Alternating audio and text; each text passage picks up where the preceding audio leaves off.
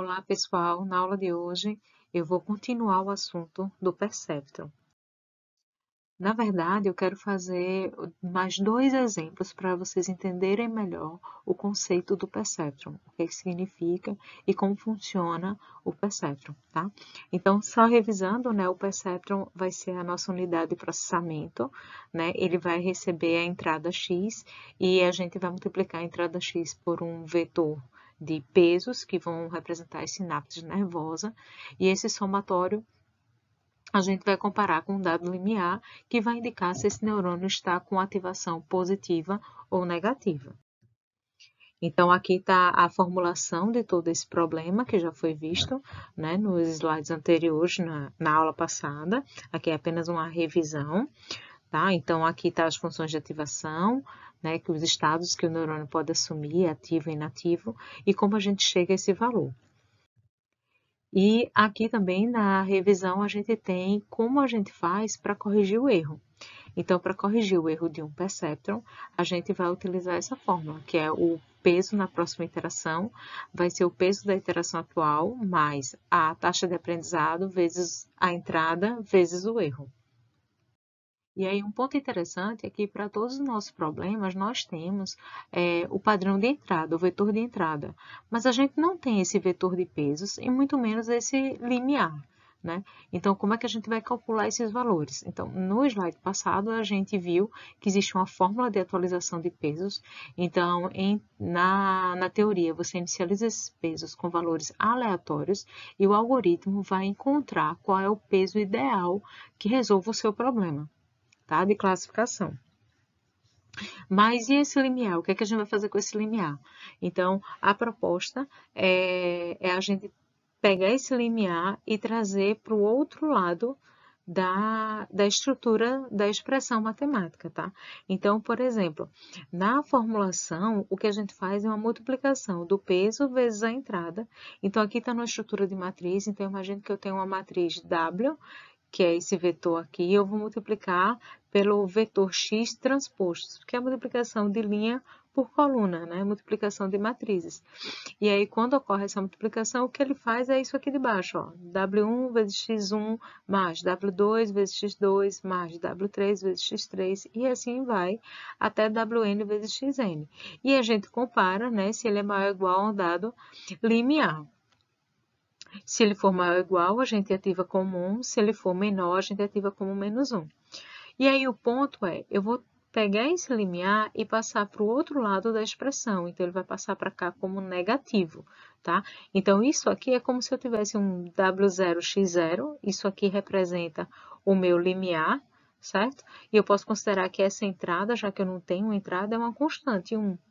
Tá? E aí, o que o meu algoritmo vai fazer é calcular esse W0.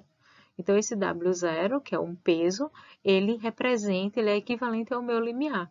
E agora eu vou comparar essa expressão inteira, o cálculo dessa expressão, com o valor 0. E aí vocês vão encontrar nos livros de inteligência artificial que tratam de redes neurais, vocês vão encontrar isso aqui como o cálculo do Bayes, que nada mais é do que limiar em inglês também, é um outro nome para limiar. E aí eu queria fazer mais dois exemplos de aprendizado utilizando um perceptron para vocês conseguirem fixar melhor a ideia, tá? Então, a gente vai aprender as duas portas lógicas, ou e i, tá? Então, numa porta lógica ou, eu tenho essa estrutura aqui, certo? Vocês aprenderam lá na disciplina de lógica. Então, eu tenho as entradas x1 e x2, e quando eu utilizo o conectivo ou aqui, né? Quando tem uma verdade, vem verdade para cá. Então, nesse caso aqui é falso, aqui eu tenho verdadeiro, vem verdadeiro, verdadeiro, vem verdadeiro, e aqui eu tenho os dois verdadeiro, vem verdadeiro. Então, isso matematicamente a gente tem essa estrutura, e se a gente fosse plotar isso num grafo, a gente teria o seguinte: bolinhas pretas são verdades, bolinha branca é a falsidade, é o zero, né? O 0 e o 1. E eu quero separar nesses dois grupos, eu quero separar classes 1 com classes 0, tá? Então, eu vou criar a minha tabelinha lá de estrutura para o aprendizado do perceptron. E eu vou colocar aqui uma constante, a taxa de aprendizagem, eu vou colocar a constante como 0,2, tá? E vou inicializar, ó, aqui eu coloquei meu Bayes, estão vendo? Coloquei uma constante toda 1, para representar esse bias aqui, fazer todo o algoritmo baseado nele. E aqui eu coloquei x1, W1, x2, W2, U de x, que vai ser o cálculo dessa multiplicação aqui. Depois, se esse U de x vai estar ativado ou não, baseado no cálculo do U de x. A saída obtida e qual era a saída desejada. E se vocês observarem esses valores aqui, ó, 001, 001, é a nossa tabela OU, tá? 01, 01, 01, e aqui é a saída esperada. 0111, 0111. Então, esses são os valores tirados lá da nossa, digamos, do nosso conjunto de treinamento. Tá? Então, se eu receber algo naquela estrutura, daquela forma, eu vou montar a tabela como consta aqui para vocês. E aí eu vou inicializar os pesos com valores aleatórios. Nesse caso aqui eu peguei 01, 02, 03. Eu poderia inicializar com qualquer valor. E em casa vocês podem fazer o experimento de tentar inicializar isso aí com outros valores. E vocês vão ver que ele vai criar uma função e essa função vai separar os uns dos zeros, tá? As bolinhas pretas das bolinhas brancas. Bom, aqui eu já coloquei a tabela completa. Então, o que é que foi feito aqui, né? Eu fiz o somatório, né, de 1 vezes 0,1, dá 0,1. Aqui vai dar mais 0, aqui vai dar mais 0. Então, o de x é 0,1. 0,1 é maior do que 0. Lembra que se eu estou usando o bias, eu vou comparar se esse U de x ele é maior ou igual a 0. Se ele for maior ou igual a 0, a ativação é 1. Se ele for menor do que 0, a ativação é menos 1. Então, para esse caso, a ativação deu 1. E sendo a ativação 1, saída 1. Ativação menos 1, saída 0. Tá? Essa foi a formulação que eu fiz. Então, a saída nesse caso foi 1. Então, ocorreu um erro. O erro é de saída desejada menos a obtida, o erro é de menos 1. E aí foi feito o cálculo, o ajuste dos pesos, utilizando lá a fórmula.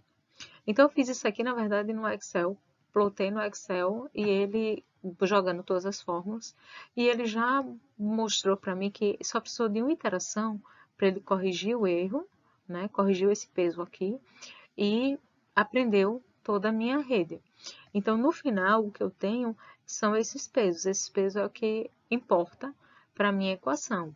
Então, eu encontrei o bias, né? O limiar como menos 0,1, o peso 1, 0,2 e o peso 2, 0,3. E aí, eu vou trazer isso aqui para a minha função. Então, aqui está minha porta, ou, né, aqui está meu gráficozinho, que eu quero separar pretos de brancos. Então, eu monto aquela minha estrutura, ó, o menos 0,1, que era o limiar, mais 0,2, que era o peso da entrada no x1, mais 0,3, que foi o peso lá do W2, que a gente calculou. E eu comparo, na verdade, se isso aqui é maior ou igual a 0. E se eu transformar isso numa equação, onde aqui eu tenho o eixo do x e aqui o do y, por exemplo, o que é que eu tenho? Eu tenho que 0,3x2 é maior ou igual, né? Aí eu vou passar esses dois membros para o lado de cá. Então, esse cara vai passar positivo e esse aqui negativo, tá? Então, eu vou ter 0,1 menos 0,2 x1. E aí, quando eu passar esse carinha para o denominador, do lado de cá, né? Fiz isso. E depois passei ele isolado em cada membro, tá? Então, aqui ficou 1/3 menos 2/3, digamos, de x1. E aqui o que a gente observa? Se eu quiser zerar o x1, para descobrir qual valor a função que ele vai criar toca no eixo do x, então, para eu fazer o valor quando o x1 é igual a 0, basta eu substituir aqui na função. Então, ele vai zerar esse termo e eu vou ficar com o x2 igual a 1/3, ou seja, 0,333, por aí vai. E já se eu quiser saber qual o valor quando o x2 é igual a 0, então eu vou colocar aqui, né, a função 1/3, digamos assim, é 0,1 dividido por 0,3, isso dá 1/3, menos 0,2 x1 dividido por 0,3, isso aqui dá 2/3, né? Isso aqui vai ser igual a 0. E aí, quando eu faço o cálculo disso, né, eu vou passar esse membro para o outro lado, vai ficar os dois negativos. E os dois negativos a gente pode transformar nos dois como positivo. Então, só fiz esse ajuste, tá? Aqui. E aí, a gente vê que se eu passar aqui esses valores, né, 0,2 dividido por 0,3 para o lado de cá, o valor que eu vou ter é 1 meio. Então, x1 é igual a 1 meio não, né? Na verdade, meio. 1 sobre 2, que dá igual a 0,5. Então, eu posso marcar dois pontos. Um ponto é aqui, que é quando o eixo x2 é 0, aí o x1 vai dar 0,5, mais ou menos aqui. E o outro é quando o x1 é 0, e aí o x2 é mais ou menos por aqui, que é 0,333. E aí eu consigo desenhar essa função. Observe que o perceptron, ele cria essa função. Tudo que bater na função para cá, ele marca como preto. Tudo que bater da função para cá, ele vai marcar como branco. Tá? Essa é a ideia do perceptron. Eu vou fazer o mesmo exemplo, só que agora com a porta OU. Desculpa, só que agora com a porta I. Então, tá aqui a nossa porta I, né? No caso do I, só é verdadeiro quando os dois são verdades, tá? E aí o nosso gráfico fica dessa forma, eu tenho 3 bolinhas brancas e uma bolinha preta.